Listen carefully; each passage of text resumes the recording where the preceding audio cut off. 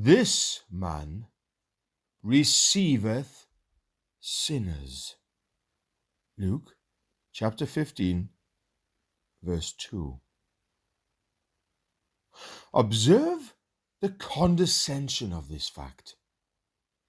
This man, who towers above all other men, holy, harmless, undefiled, and separate from sinners. This man receives sinners. This man, who is no other than the eternal God, before whom angels veil their faces, this man receiveth sinners. It needs an angel's tongue to describe such a mighty stoop of love. That any of us should be willing to seek after the lost is nothing wonderful. They are of our own race.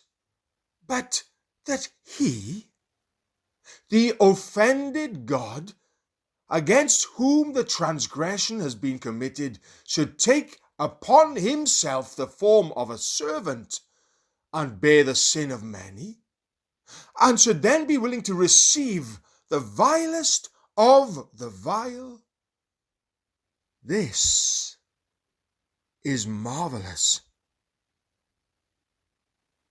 This man receiveth sinners, not, however, that they may remain sinners, but he receives them that he may pardon their sins, justify their persons, and cleanse their hearts by his purifying word, preserve their souls by the indwelling of the Holy Ghost, and enable them to serve him, to show forth his praise, and to have communion with him. Into his heart's love he receives sinners, takes them from the dunghill, and wears them as jewels in his crown, plucks them as brands from the burning, and preserves them as costly monuments of his mercy. None are so precious in Jesus' sight as the sinners for whom he died. When Jesus receives sinners, he has not some out-of-doors reception place, no casual ward where he charitably entertains them, as men do, passing beggars.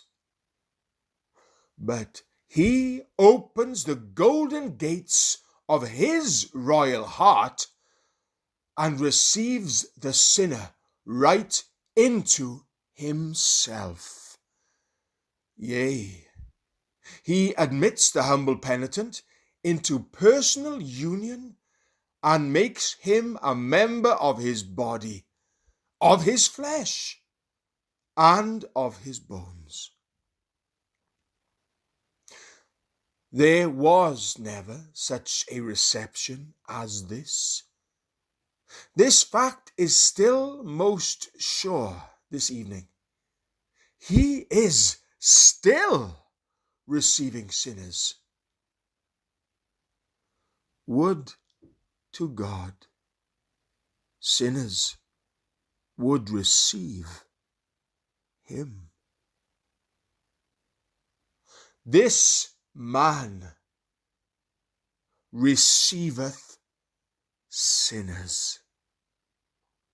Luke chapter 15, verse 2.